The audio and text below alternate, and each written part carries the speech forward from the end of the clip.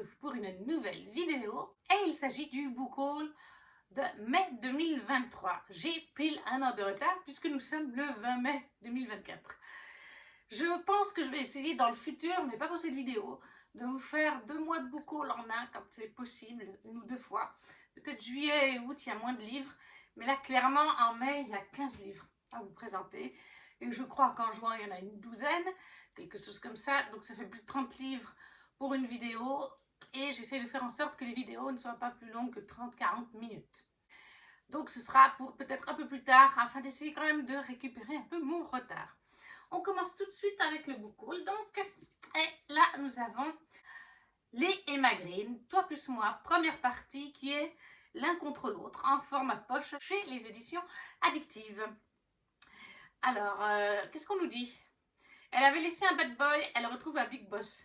Alma Lancaster ne pensait plus jamais entendre cette voix, celle de Vadim Akardi, son premier amour. Mais le bad boy du campus est devenu un big boss redouté. Et pas n'importe quel patron, celui d'Alma. De la fac de cinéma à l'empire de King Production, Vadim King a changé de nom, changé de vie, mais dans ses yeux brille toujours la même rage de vaincre, sous sa peau bat toujours le même cœur indomptable. 12 ans après leur douloureuse séparation, la passion renaît et entre eux, la confrontation prend des allures de duel. Voilà, les Emma Green, Toi plus moi, l'un contre l'autre, la première partie aux éditions Addictive Poche. On continue avec Emma Green. J'étais dans une période où je voulais acheter du Emma Green avec Oh My Lord, toujours aux éditions Addictive Poche. De manière globale, les romances, maintenant, j'essaye d'acheter en poche parce que je trouve que c'est quand même moins onéreux que les grands formats. On peut s'acheter 2 poches pour le prix d'un brochet. Donc voilà. Et en plus, ça prend un peu moins de place dans les bibliothèques. Objectif numéro 1, ne jamais baisser la garde. Objectif numéro 2, ne pas tomber amoureux. En débarquant à Londres avec sa sœur jumelle, Sidonie s'attendait à tout sauf à devenir la nounou de Birdie, la petite fille ingérable du richissime Emmett Rochester. Alors que la jeune Française vient de perdre sa mère, son nouveau patron, lui, pleure sa femme, disparue 2 ans plus tôt dans un violent incendie. Cabossés par la vie, ces 2 cœurs meurtris se sont endurcis.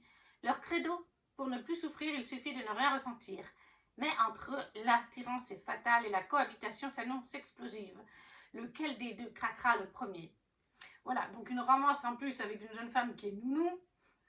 Je suis nounou, un papa veuf. Après, le synopsis me fait pas mal penser sur beaucoup de points, mais je n'en prendrai pas après dans d'autres détails, si ce n'est la nounou et le père veuf. Ça me fait beaucoup penser à Brittany Cherry. Ah, Eleanor Grey, parce qu'elle était aussi nounou d'un jeune homme. Alors par contre, elle le connaissait de l'adolescence et elle le retrouve plus tard. Mais voilà, Emma Green, j'ai bien aimé, j'ai lu un roman pour l'instant et je voulais m'en mettre d'autres dans ma palle. Et mamie, depuis qu'elle en a lu un, elle a envie d'en lire d'autres. Les synopsis lui font très envie. Donc, Emma Green, Oh My Lord, chez Addictive format poche. On était dans un mois de romance, peut-être que vous le reconnaîtrez à son juste page. The Love Hypothesis de Alice Elwood dans le format collector qui est toujours aussi joli. Voilà. Dans The Love Hypothesis, si je me rappelle bien, parce que je l'ai lu celui-là, on le suit Olive, oui tout à fait. Olive qui fait des études de sciences. Elle est en 3e année de doctorat, donc des études de sciences. Et en fait, Olive est sortie il y a quelques temps avec un garçon, mais pas longtemps, genre une journée ou 2 jours, quelque chose comme ça. Ça n'a pas duré, ils sont restés amis entre elle et lui, c'est très clair. Sauf que Olive a une meilleure amie. Elle n'a pas 36 millions d'amis, elle a Olive, elle a une meilleure amie, et je crois un pote, quelque chose comme ça, plus son ex, entre guillemets. Mais sa meilleure amie, eh ben, elle crush sur son ex. Sauf qu'elles ont ce petit mauve de on ne prend pas le mec de sa copine ou l'ex de sa copine.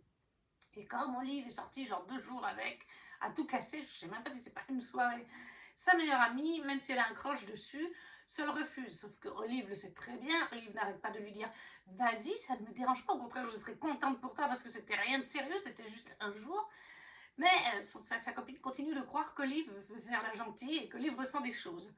Et un jour, Olive, elle va avoir l'idée, il y a sa meilleure amie pas loin, elle sait que sa meilleure amie est dans les couloirs. Je crois qu'il y a une soirée ou quelque chose comme ça. Enfin, je ne sais plus exactement, mais sa meilleure amie est pas loin et elle le sait. et elle va sauter sur le premier garçon venu pour l'embrasser, parce qu'elle sait que sa meilleure amie va passer à cet instant-là. Et le premier garçon venu, c'est en fait Adam. Adam qui, lui, est un professeur. Voilà, c'est plus un étudiant, c'est un professeur en sciences qui est réputé dans tout le campus d'ailleurs pour être le genre à faire une façade de mort, à ne jamais sourire, à être hyper strict avec ses élèves, bref, le bourru de service, alors qu'elle, elle est toute gentille, etc. Donc ça va partir sur un baiser, pas prévu du tout. Adam il est genre là, qu'est-ce qui vous prend mademoiselle? Ils sont pas, alors ils sont pas profs, lui est pas prof pour elle, hein, il est pour un autre groupe d'élèves. Ils sont dans le même campus mais pas dans le même secteur vraiment. Donc il va, voilà, ça va partir de ça. Qu'est-ce qui vous prend mademoiselle et tout ça? Est-ce qu'il voudrait genre que j'appelle la police et tout? Elle va aller faire ses excuses et de fil en aiguille lui expliquer pour quelle raison elle a fait ça. Et en fait, Adam, ça l'arrangerait d'avoir une fausse petite copine. Puisque elle, ça l'arrangerait pour sa meilleure amie, lui, ça l'arrangerait pour des financements universitaires dont il a besoin sur le campus. Pourquoi, ça je vous dirai pas. Mais ils vont donc faire un fake dating, un faux couple. Et vous vous doutez bien que ça va finir en vrai couple. Donc, The Love Hypothesis de Ali Hazelwood. Mais est-ce que j'ai vraiment besoin de le présenter plus longtemps? Bon, je crois que c'est une valeur sûre aussi de la romance, comme les Emma Green. Et ça, c'est chez Hauteville. Oui, voilà, Hauteville. Ensuite, je me suis pris Gilded, le tome 1 de Marissa Meyer, paru chez les éditions de Saxus, en format toc-toc. Le voici. Il est très joli. L'intérieur, c'est présent. Bon, c'est pas l'intérieur. Les intérieurs, des fois, chez De Saxus, c'est pas ce que je préfère, mais les couvertures sont en général très jolies. On a normalement aussi... Eh ben non, on n'a pas de carte. Je pensais qu'on avait une carte. Gilded, c'est une réécriture. C'est en 2 tomes, là c'est le tome 1, de Rumpelstiltskin, du conte de Rumpelstiltskin. On va suivre une jeune femme qui est... Serilda, voilà. On va suivre Serilda, on est dans un royaume inventé de fantasy. Et Serilda, une nuit, elle va aider des créatures qu'elle n'aurait pas dû aider. Et il y a le roi des failles, je crois que c'est ça. Le roi des aulnes, voilà. Et ces chasseurs morts-vivants qui vont se rameuter parce qu'ils sont à la recherche des créatures qu'elle a aidées. Et elle va mentir au roi des aulnes. Elle va dire qu'elle sait filer de l'or. Oui, je crois que c'est ça, filer de l'or. Hein. De la paille, voilà, filer de la paille en or, comme dans le conte de Rumpelstiltskin. Et comme par hasard, eh bien, le roi des jaunes va venir la chercher plus tard, quelques semaines plus tard, pour filer de la paille en or. Sauf que Serilda, elle a menti. C'est une conteuse, menteuse née, en fait, Serilda, quelque part. Elle a une grande imagination, et là, ça se retourne un peu contre elle, puisqu'elle ne sait pas, on ne peut pas filer de la paille en or. Jusqu'à ce qu'un personnage fasse son apparition et propose de l'aide à Serilda pour filer de la paille en or. Voilà, on est donc, comme je vous ai dit, sur une réécriture de Rumpelstiltskin. Lui aussi, comme The Love Hypothesis, il a déjà été lu. Donc je vous en reparlerai en update lecture. C'est une lecture, moi je trouve, qui va bien à Halloween. Voilà, on est vraiment dans l'ambiance avec les morts vivants, fantômes, tout ça, créatures magiques, le roi des aulnes. Franchement, mais c'était top. Marissa Meyer, le tome 1 de Guild, chez les éditions de Saxus en relié collector. J'ai aussi acheté le tome 1 en grand format, puisque j'avais commencé en grand format pour la saga de base, la saga d'Hadès, le tome 1 de Scarlett Sinclair, chez Hugo. Mais maintenant, c'est passé en remote-ici. Quand les 3 premiers tomes d'Hadès et Perséphone sont sortis, c'était collection Hugo New Roman, parce que vous n'avaient pas encore créé le label Romantici. Maintenant, les poches de la saga de Perséphone et Hadès et la saga d'Hadès sont en Romantici. Est-ce que j'ai vraiment besoin de présenter la saga d'Hadès? C'est le spin-off de la saga de Hadès et Perséphone, réécriture de mythologie grecque. On suit Hadès et Perséphone. Et en fait, ce premier tome de la saga d'Hadès se passe durant le tome 1 et entre le tome 1 et 2 de la saga principale. On peut le lire, on peut ne pas le lire, mais on découvre mieux Hadès. Ça aussi, c'est déjà lu, donc je peux vous le dire. On découvrira mieux l'histoire d'Hadès parce que c'est vrai que Hadès et Perséphone, c'est du point de vue de Perséphone. Le dernier tome, je me souviens qu'on a des points de vue d'Hadès.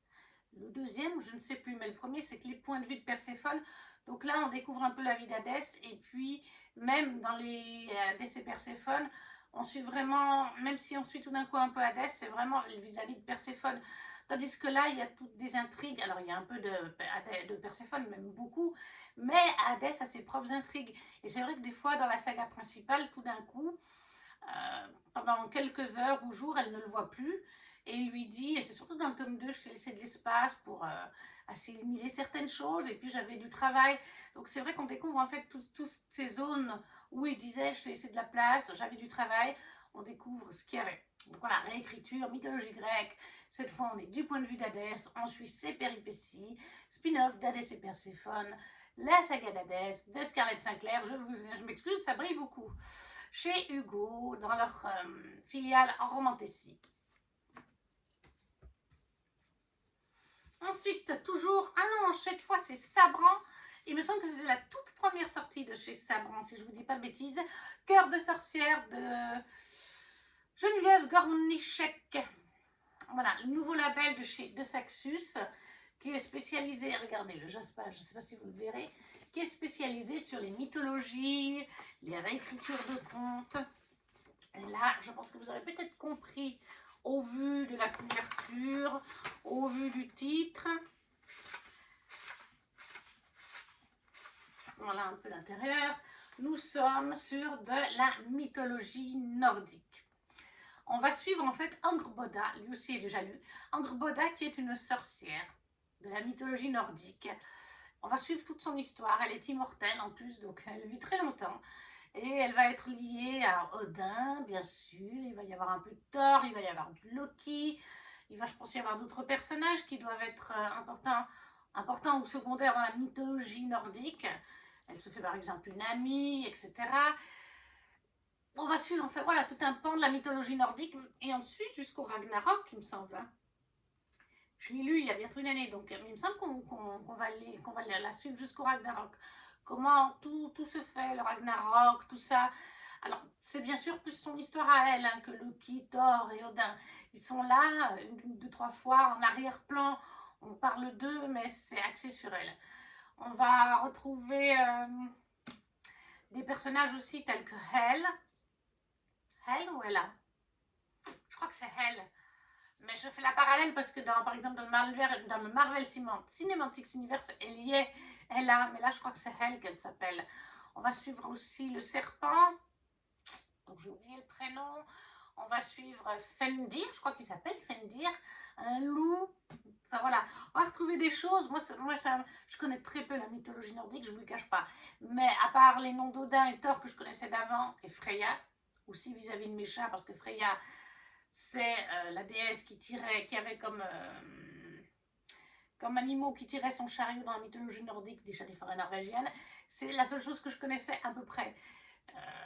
Les choses que j'ai découvertes, le Ragnarok et tout ça, c'est avec le Marvel Cinematic Universe en fait.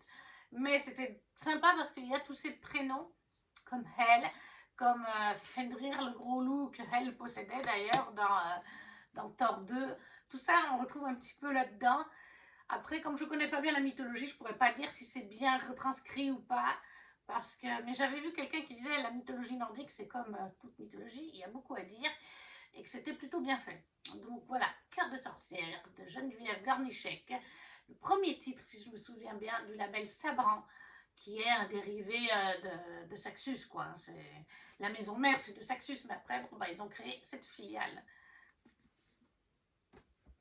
Ensuite, j'ai reçu dans la box Fériode du mois un livre bien connu maintenant en France, Divine Rivals ou Letters of Enchantment de Rebecca Ross et pas Rebecca Yaros. Ce sont deux autrices différentes parce que j'ai vu plusieurs booktubers ou Instagrammeurs dire Rebecca Yaros, Rebecca Ross, même autrice. Non, elles sont pratiquement à une lettre près, le même nom, le même prénom et tout ça, mais ce ne sont pas les mêmes autrices. Divine Rival qui est sorti en français chez De Saxus, Divine Rivalité. Là, l'édition de Fériloup, je vous l'ai présentée en vidéo. Blabla, mais je vous le remontre quand même, il ne faut que la vidéo soit trop longue et que vous n'ayez pas envie de la voir. Voilà, il était absolument magnifique de dos aussi.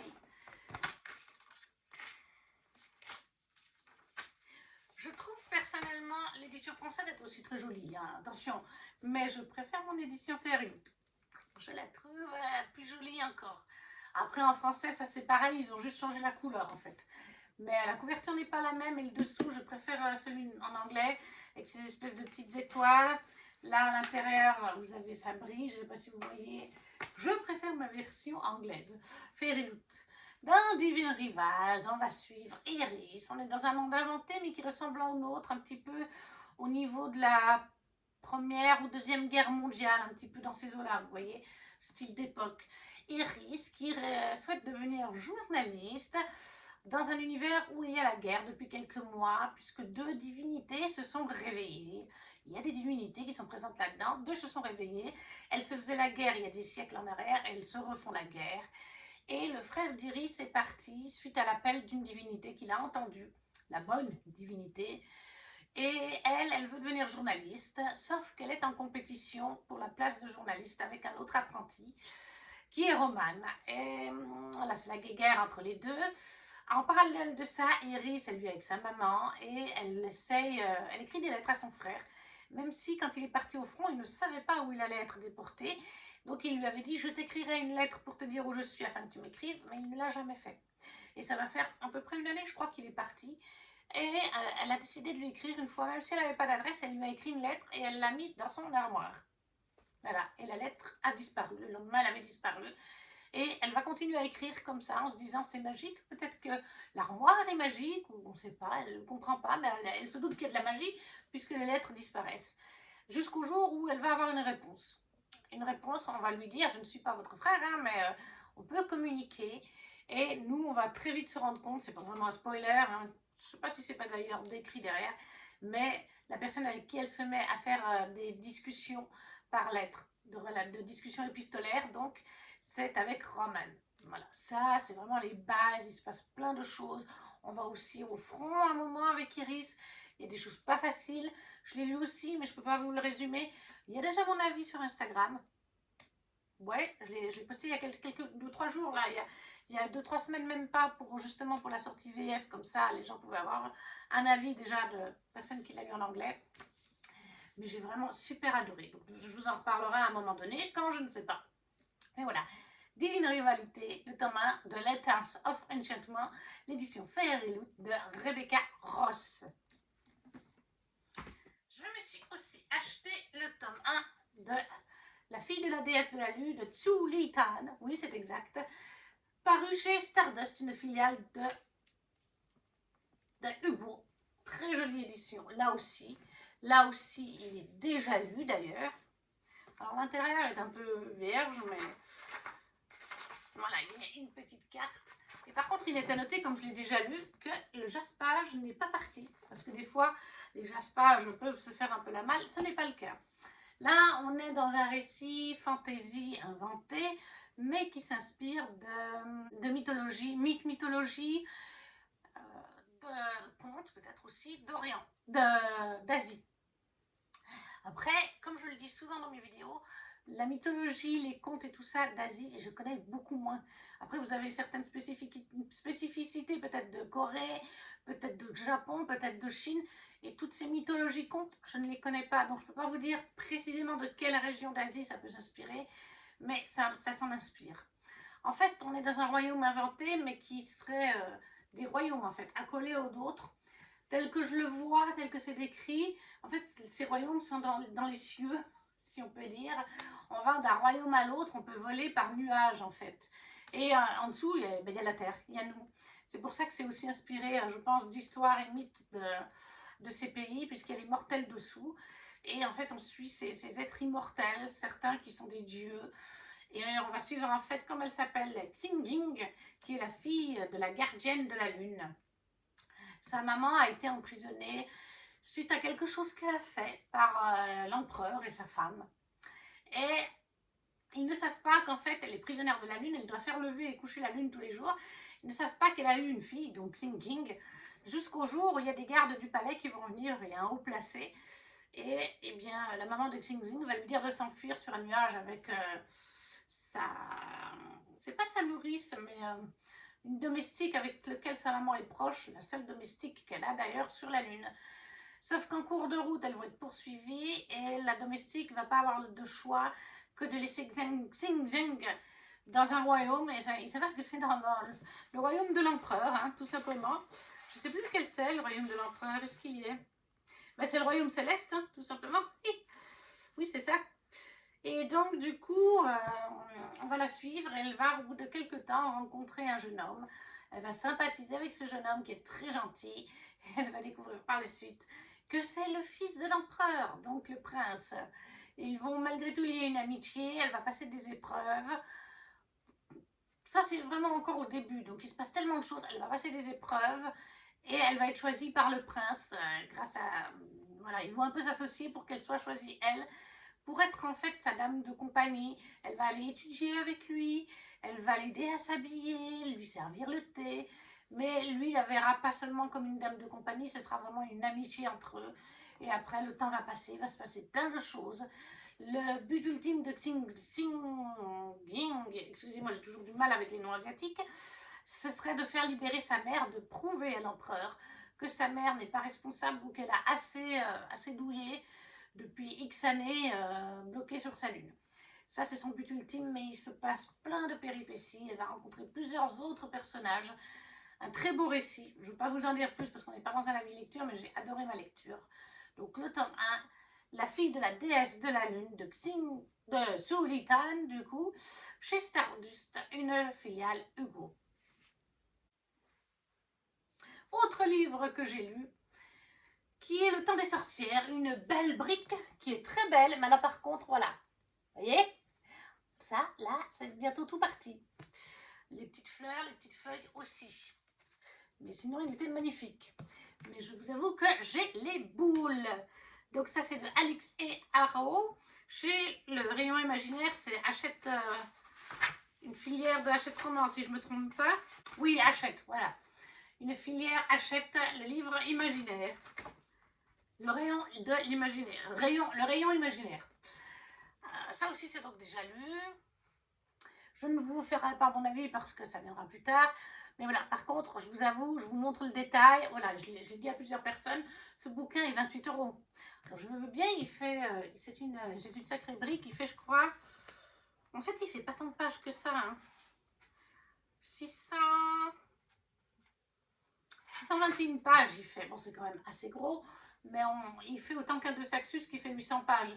C'est le style du papier qui donne cet effet. Maintenant, voilà, moi je préviens, 28 €, c'est déjà cher de base. Pour avoir un rendu pareil, sachant que je l'ai lu, que c'est sympa, mais que ça ne va pas transcender, et que du coup je vais le mettre en vente, je ne vais pas en tirer grand chose. J'espérais quand même le mettre 10-12 € parce que c'est 28 €, et que c'est lu une seule fois et qu'il est en parfait état en plus. Il n'y a pas une égratignure, il n'y a pas un pli, parce que je l'ai vraiment lu juste comme ça, sans trop appuyer, mais je ne peux pas le faire 13-14 € quand on voit l'état de la couverture, quoi. Donc ne mettez pas vos doigts dessus, je sais pas, moi, mettez une protection dessus si vous voulez pas enlever le rouge. Oh, il y a les livres qui se sont cassés la binette. Mais voilà, donc dans Le temps des sorcières, on va suivre en fait 3 sœurs. On est dans ce qu'on pourrait dire sur notre planète, dans le passé. On est dans les années, est-ce que c'est dit? Voilà, 1893, là on nous parle par exemple au début du roman. On va suivre ces 3 sœurs qui sont donc Bella, Agnès et Genièvre. Toutes les 3 ont été séparées à un moment donné de leur père. Elles-mêmes, leurs chemins se sont séparés. Et en fait, elles vont se retrouver dans une ville qui est la Nouvelle Salem, si je me rappelle bien, parce que j'ai lu il y a très longtemps. Elles vont se retrouver à la Nouvelle Salem. C'est pas tout à fait le même endroit que Salem. Et en fait, à cette époque-là, dans les années 1890, quand elles se retrouvent, il y a un conflit dans la ville. On a un homme au pouvoir et on a un groupe de jeunes femmes qui souhaitent les droits des femmes, tout simplement, qu'elles aient les mêmes droits que les hommes, hein, qui manifestent. Ça, c'est typique comme sur notre timeline, notre planète à nous. On a eu aussi ce moment où les femmes ont demandé le droit de vote, ont demandé l'égalité des parts, hommes-femmes, etc. Et en fait, ces jeunes femmes vont d'abord se mettre dans ce groupe de militantes, Mais le but d'une d'entre elles, en fait, c'est plus que ça, c'est qu'elles sont en fait les filles d'une sorcière. Et les sorcières ont été éradiquées par le feu avec tout ce qui s'est passé à Salem, etc. Et elles se font discrètes. Et la magie se fait très discrète. C'est presque une magie éteinte. On ne parle plus choralement de magie, on ne pratique plus choralement.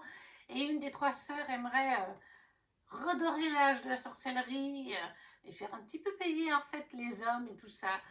Et donc en fait elles se mettent là-dedans, elles vont se retrouver par hasard dans cette ville, mais vraiment par hasard. Elles vont se retrouver dans ce groupe de jeunes femmes et après elles vont créer leur propre groupe un peu plus tard de vraiment sorcières, de femmes magiciennes. Et elles vont même accepter des fois des hommes, hein, s'il y en a qui pratiquent de la magie. On va découvrir d'autres femmes magiciennes qui viennent plutôt aussi, celles de la Nouvelle-Orléans. Donc là aussi, le Bayou, etc. Voilà, on est axé sur la sorcellerie, sur la magie. Il y a un côté très poétique dans ce livre. Il y a un côté historique. Moi, j'ai bien aimé. Ça a été un bon moment. Mais c'est vrai que ça n'a pas été la lecture, ça n'a pas été un coup de cœur. Je vous en reparlerai en avis lecture, mais voilà. Si vous voulez un livre avec de la sorcellerie magie, après, c'est pas forcément la magie genre Harry Potter, hein, c'est différent encore. Vous avez un côté un peu historique, vous avez la place de la femme là-dedans, vous avez aussi un côté LGBT aussi, que ce soit par relation de même sexe ou aussi vis-à-vis de gens de couleur, parce qu'il y a aussi ça vis-à-vis de la magie de la Nouvelle-Orléans. Hein, les gens du Bayou, ils ne sont pas forcément blancs non plus. Donc voilà, on a ces différents aspects. Ça a été un très bon moment, mais j'ai trouvé que c'est une lecture où il faut se concentrer. Voilà, il ne faut pas le lire au milieu d'une horde d'enfants au parc, moi je trouve en tout cas. Donc Le Temps des sorcières de Merci Electra, Alix Harlow, chez Hugo dans la filiale, donc le rayon imaginaire. Et là, on a fini pour mes achats du mois de mai standard.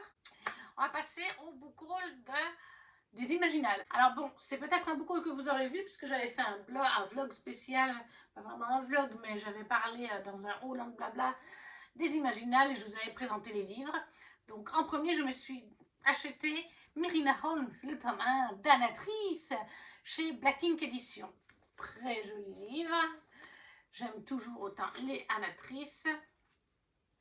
Vous avez en plus, est-ce qu'à la fin, oui, je crois qu'il y a une galerie de personnages à la fin. Voilà. Vous avez des petits dessins à la fin, je ne sais pas si vous verrez bien. Dans Myrina Holmes, on va suivre Myrina Holmes. On est à la fois sur notre planète et dans un univers fantastique. Hein. Donc dans notre planète avec un univers collé au nôtre, parallèle au nôtre, le monde des démons. Et Myrina Holmes est en fait une traqueuse de l'Infernum et c'est elle-même une démone. Alors, je ne sais plus quel démon elle est, mais je sais qu'elle est métisse, elle est croisée. Et elle traque les démons pour l'Infernum qui font vraiment des conneries. Elle a une sœur avec qui elle vit d'ailleurs. Sa sœur n'est pas demi-démon comme elle. Je ne sais plus quels sont ces deux aspects démoniaques. Et elle va rencontrer, enfin c'est sa sœur qui va rencontrer Kellen Willis, un démon qui est surpuissant, puisqu'il possède les 7 péchés capitaux, si je me rappelle bien. Oui, il possède tous les 7. Donc le péché, la luxure, la gourmandise, ça en fait un démon très puissant, ça en fait un démon, bien sûr qu'il est... son ego est surdimensionné, hein, ça fait partie des péchés d'ailleurs. Et Mérina ne peut pas le saquer quand sa sœur va faire cette rencontre et lui présenter. Mérina ne peut pas le saquer, mais lui en même temps, il aime bien se faire Mérina. C'est pas parce qu'il est avec sa petite sœur ou sa grande sœur que non, Mérina l'obsède et il va tout faire pour coucher avec Mérina. Mérina qui, même si elle ne peut pas saquer son caractère, ne peut pas s'empêcher de s'imaginer au lit avec. Chose qu'elle veut éviter puisque c'est le mec de sa sœur. Donc voilà, ça va tourner autour de ça, ça va tourner autour d'une enquête démoniaque, bien entendu. Il y a un côté politique aussi, il est lu hein, aussi. Il y a un côté politique puisque Kellen est politicien, qu'il est chef d'un parti et qu'il veut, je crois, devenir chef tout court de tous les démons, sauf que c'est ça, de leur royaume. Donc voilà, c'est politique, il y a des démons, il y a du sexe, c'est spicy. Hein. Avec Anatrice, c'est tout le temps spicy. Donc si vous n'aimez pas le spicy, il y a un peu de vulgarité aussi. Si vous n'aimez pas le spicy, ça vous plaira peut-être pas. Voilà, mais moi, moi, ça a été un de mes coups de cœur 2023, de toute façon, comme toute Anatrice. Moi, je ne peux que vous conseiller, donc Myrina Holmes, d'Anatrice, chez Black Ink, le premier tome. Démon, spicy, amour, politique, tout ce que j'aime. Après, j'ai pris une saison chez les sorcières, l'automne, de Anaïs Goldenberg. Voilà, c'est un petit livre jeunesse qui me faisait très envie. J'avais déjà lu Almanach de la forêt que je possède. Voilà, vous avez des pages illustrées. Vous avez des pages de texte et illustrées les deux à la fois. Et donc, en fait, c'est une saga. Il faut commencer avec l'automne. Parce que moi, quand je suis allée au stand des éditions du Lumignon, j'ai oublié de le préciser, je voulais prendre le printemps comme on était au printemps. Et la dame, c'était Anaïs elle-même, elle m'a dit non, il y a un ordre en fait, c'est l'ordre de parution. Il faut commencer par la saison hiver, automne, et après aller sur l'hiver, le printemps, et conclure par l'été. On va suivre en fait un groupe de sorcières, mais un grand groupe de sorcières, qui vivent dans la forêt, qui se regroupent parfois pour les solstices, pour d'autres fêtes. Et il va y avoir dans cette histoire un petit souci que les sorcières vont devoir régler, qui commence dans ce tome-là, qui se conclut, mais on comprend qu'il y aura d'autres petites histoires liées à ce qui commence dans ce tome-là. Donc voilà, ça aussi c'est lu, ça a été lu en hiver. Donc, une saison chez les sorcières automne d'Anaïs Goldenberg, chez les éditions du Lumignon. Après, j'ai pris 2 tomes parce que l'autrice nous a dit vaut mieux avoir le tome 2 sous la main. Et puis, il y avait une promotion, on pouvait avoir une carte offerte. Le tome 1 et le tome 2. Tome 1, tome 2 des Prélats de Phanéas de C. Abulcassis Weigel. Alors là, dans les Prélats de Phanéas, on va être au début dans un monde parallèle au nôtre en fait. Phanéas, hein, je crois que ça s'appelle comme ça. Je pensais qu'il y avait une carte, mais voilà, il me semble que c'est le royaume de Phanéas. Il me semble que c'est le royaume de Phanéas. Et dans ce royaume, il y avait plusieurs prélats. Un prélat représentait un élément. Il y avait un prélat du vent, un prélat de l'eau, un prélat de la terre, me semble-t-il, jusqu'à il y a un certain temps. Et certains prélats ont disparu. Enfin, il y en a un qui a disparu ou il y en a un qui a été exilé de toute façon parce qu'il a trahi le royaume et le roi. Et du coup, chaque prélat, chef prélat, est dans un coin du royaume. Et on va suivre comment c'est, Astéria, qui est la fille du prélat actuel, du vent, si je ne me trompe pas. Et en fait, ils vont subir une attaque dans son coin du royaume. Et elle va être envoyée à la capitale pour prévenir le roi que les méchants d'un royaume adverse sont en train de débarquer, sont en train d'attaquer. Sauf que quand elle arrive à la capitale, il y en a aussi à la capitale. Le roi, sa reine sont déjà en train d'affronter un des chefs puissants. Et en fait, il va envoyer Astéria avec sa cousine Cléora sur Terre pour retrouver le dernier prélat, afin de reformer les 4 prélats, parce que c'est en ayant les 4 prélats qu'ils pourront peut-être vaincre les méchants. Donc les 2 jeunes femmes se retrouvent entre guillemets coincées sur Terre. Elles doivent retrouver le prélat, retrouver aussi un moyen de retourner sur leur monde après, parce que je crois que c'est le roi qui les a fait passer. Et voilà, il va s'agir de ça. Moi, j'ai lu que le tome 1 pour l'instant, mais j'ai le tome 2, qui est plus épais d'ailleurs. Hein. Voilà, la couverture du tome 1. J'ai beaucoup aimé. C'est peut-être pas le meilleur résumé que je vous en fais, mais voilà. On est, voilà, donc dans de la fantastique plutôt, puisqu'on a, tout le tome 1 se passe dans notre royaume. Enfin, ouais, on va dire 15% se passe auprès de Phanéas, où on découvre l'univers et tout, puis après, on est chez nous, sur notre planète, où les jeunes filles essayent de retrouver le fameux prélat manquant, et de rentrer chez elle. Donc, les prélats de Phanéas, le tome 1 et le tome 2 de C. Abulcassis Weigel.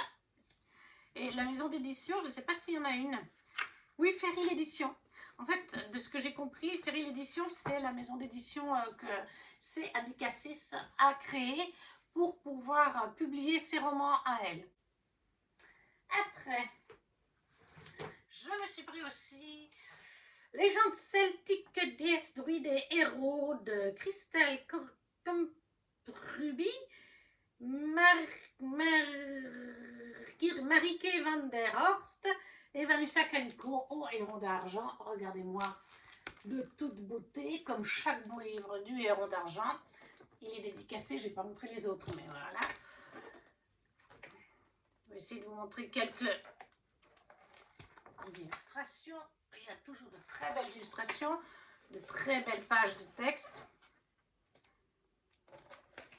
Là, vous avez le roi Arthur, la légende du roi Arthur, bien sûr. Donc voilà, est-ce que j'ai besoin d'en dire plus? On est sur les légendes celtiques, tout simplement. Les druides, les héros, les déesses. Là, vous avez vu Arthur. Je crois que vous avez Morgane, je ne sais plus. Voilà, là, vous avez le roi Arthur, Geneviève et Lancelot du lac. Avec une double illustration à la page d'après. Donc voilà, si vous aimez tout ce qui est celtique, le roi Arthur, les druides, genre Merlin et compagnie, le héron d'argent, les éditions Le Héron d'argent, leurs beaux livres ne sont pas donnés, mais c'est toujours très qualitatif. Les illustrations sont toujours magnifiques, parce qu'il est lu aussi, et on apprend des choses sur, des fois sur des sujets qu'on connaît moins, tout simplement. Ensuite, j'ai pris, toujours en auto-édité, Les larmes de Sahel, le tome 1, de Adé Martel. Dans Les larmes de Sahel, comme on comprend très vite, on est en fait dans notre planète, mais dans le futur. Je crois sur Internet que c'est qualifié de dystopie, il me semble. Et en fait, on va suivre... Comment t'appelles-tu déjà? Je l'ai lu, hein. Arcana, voilà. Arcana, une jeune femme, toute jeune femme, qui vit sous un dôme qu'on voit là, qui fait un peu penser... moi, je trouve qu'il fait penser un peu Égypte ou Grèce ancienne, quelque chose comme ça. En fait, on se rend compte qu'on est sur notre planète, mais dans le futur, qu'il y a eu des soucis climatiques, des choses, enfin voilà, je ne veux pas trop vous en dire. Et on va suivre Arcana. Arcana qui vit comme tout son peuple sous le dôme, un dôme magique, hein, enfin électrique, qui protège, ça protège, il y a de l'eau dedans, donc ça protège de la chaleur, me semble-t-il, ça protège des intrusions, etc. Et à côté de ça, vous avez les restants du monde. Et Arcana sait qu'il y a des rebelles, je sais pas comment, c'est pas vraiment des rebelles, mais c'est comme ça que, il me semble que c'est comme ça que les êtres humains les appellent, des sauvages, des rebelles, qui vivent dans les déserts, qui cherchent à s'introduire dans le dôme, à faire tomber le dôme et les gens qui y vivent. Et un jour, c'est ce qui va arriver, il y a une intrusion et on va exécuter les prisonniers. Et à un moment donné, Arcana, elle ne sait pas pourquoi, elle-même ne le sait pas, elle va réagir à un des prisonniers, un homme, et elle va le sauver en décidant de l'épouser. Elle est en droit de le faire. Et si elle l'épouse, il sera sauvé. Mais par contre, et parce qu'elle n'avait pas réfléchi, c'est qu'après, le peuple dit, ils disent oui, oui, d'accord, on va faire ça. Ça va peut-être permettre de changer certaines choses, de faire comprendre au peuple certaines choses. Mais en fait, eh ben, une fois qu'elle l'a épousée, elle est mise à la rue, littéralement. On lui enlève, elle a un bracelet magique, on lui enlève, elle n'a plus le droit d'être dans le dôme, elle doit partir avec son mari. Donc elle va se retrouver dans le désert avec lui. Il va la ramener dans son village, dans la région où il vit, à plusieurs jours de marche. Il va la présenter à sa famille, mais au début, c'est pas romantique hein, entre eux. Ils se détestent, ils viennent de deux peuples différents. Lui, il est juste reconnaissant qu'elle lui ait sauvé la vie. Et encore qu'il dit qu'il était prêt à mourir, en fait. Il le savait quand ils ont fait ce qu'ils ont fait avec ses amis, ses collègues, lorsqu'ils se sont introduits. Il savait qu'il risquerait de mourir. Et il ne comprend pas, en fait, au début, pourquoi elle a fait ça. Elle-même l'ignore. Enfin voilà, elle avait peut-être simplement pas envie qu'il y ait de morts, enfin plus de morts que ce qu'il y en a eu. Voilà, mais donc il va la ramener chez lui, il vit avec sa mère, avec son frère, donc voilà, il les présente, il leur dit, eh ben c'est ma femme. Je crois qu'ils parlent même pas la même langue au début, même s'ils comprennent quelques mots. Donc ça va être ça, ça va être Arcana qui doit se faire une place dans cette famille, qui doit se faire une place, mais c'est pas facile, qui doit se faire une place au sein du peuple de ce clan et tout, et qui découvre en fait certaines choses de la vie, qui découvre vraiment comment ça se passe dehors, parce que ce qu'on leur dit dans leur livre d'histoire sur leur guerre entre les deux peuples et tout ça, il y a du vrai, il y a du pas vrai, il faut qu'elle démêle tout ça, et qu'elle se fasse sa propre idée en fait, et qu'elle reste en vie coûte que coûte. Donc Les larmes de Sahel, le tome 1 d'Adé Martel en auto-édition. Et le dernier livre, enfin, quand je vous ai dit que c'était pas sur cette vidéo que j'allais regrouper 2 mois de book haul, La Cité des Sangs Purs de Lucille Chaponnet, là aussi en auto-édité, je ne sais pas si vous le verrez bien, il est très beau. Et c'est une intégrale, il y a les 2 tomes. Alors là on a une carte, oui, là on a une carte. Il contient donc les 2 tomes. Je crois qu'il y a aussi une petite nouvelle spin-off. Il ne me semble pas qu'il y ait, là c'est vraiment l'intégrale des 2 tomes. On est dans un royaume de fantasy inventé, on est à Imwin, qui est la cité des sangs purs. Elle est nommée ainsi pour les mages qui la gouvernent. Grâce à leur pouvoir, ils règnent sans partage sur 2 castes inférieures, les privilégiés et les poussières. Je regarde sur ma tablette parce qu'il n'y a plus de résumé. Et je l'ai lu, mais il y a un moment, et comme c'est une double intégrale, je ne veux pas raconter n'importe quoi. Suite à l'assassinat de ses parents,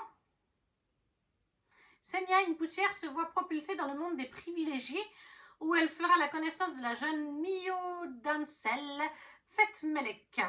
Malgré sa condition inférieure, elle devra protéger son amie et évoluer dans un univers qui la rejette. L'arrivée d'un ombre, ces sangs purs espions du Conseil des 12, va compliquer sa mission. Entre meurtre et enquête, Senya parviendra-t-elle à défendre ce qu'elle aime? Oui, voilà, c'est vrai, maintenant je me rappelle. J'avais un petit blanc un petit peu. Ça m'arrive, hein, c'est rare, mais ça peut m'arriver. Donc oui, en fait, Senya, ses parents sont morts, ils ont été assassinés. Et quelqu'un du bureau d'enquête va la prendre provisoirement chez lui. Et puis après, elle va être introduite à une jeune femme. Je crois qu'en fait, quand elle attend dans le corridor de l'institution de protection la gouvernementale, politique, et, enfin voilà, elle attend pour plaider son cas, enfin pas plaider son cas, mais elle attend que ce soit son tour. Ou alors elle est dans ce bâtiment parce que le monsieur qui l'a pris sous son aile veut qu'elle reste là la journée à l'attendre. Mais en fait, elle a un don elle-même et elle va comprendre de par ce don que j'ai du mal avec le prénom de l'autre fille, Mio Dansel Melek va être en danger. Je ne sais plus exactement comment son don fonctionne, mais elle va capter quelque chose et elle va prévenir la jeune fille et le papa de la jeune fille. Et en fait, celui-là, il est haut placé dans la politique. Et il va donc après dire, parce qu'il était venu discuter de sa fille, de la protection de sa fille, je crois, et de lui-même, il va dire, je veux cette jeune femme, je veux cette jeune fille pour protéger spécialement ma fille, parce qu'elle a su voir l'attaque qui s'est produite un petit moment après, et sauver la vie de ma fille. Donc je veux qu'elle vienne vivre avec nous. Et voilà. Donc en plus, le monsieur n'est pas vraiment méchant, hein, comme je vous dis. Il va la prendre un peu sous son aile. Et elle va devenir la protectrice de Mio Dansel, tout en étant en même temps son amie. Et elles vont évoluer là-dedans, sauf qu'il y a des complots politiques. Il y a des choses qui se passent que Mio Dansel et Senya essaye de comprendre, surtout Senya. Il y a des meurtres qu'elle essaye aussi de comprendre, Senya, tout en protégeant son ami et son père, bien entendu. Donc voilà, on est dans ça. Conflit politique, système de magie avec des castes et des niveaux. Donc il y a les niveaux inférieurs, il y a les niveaux supérieurs dans la société.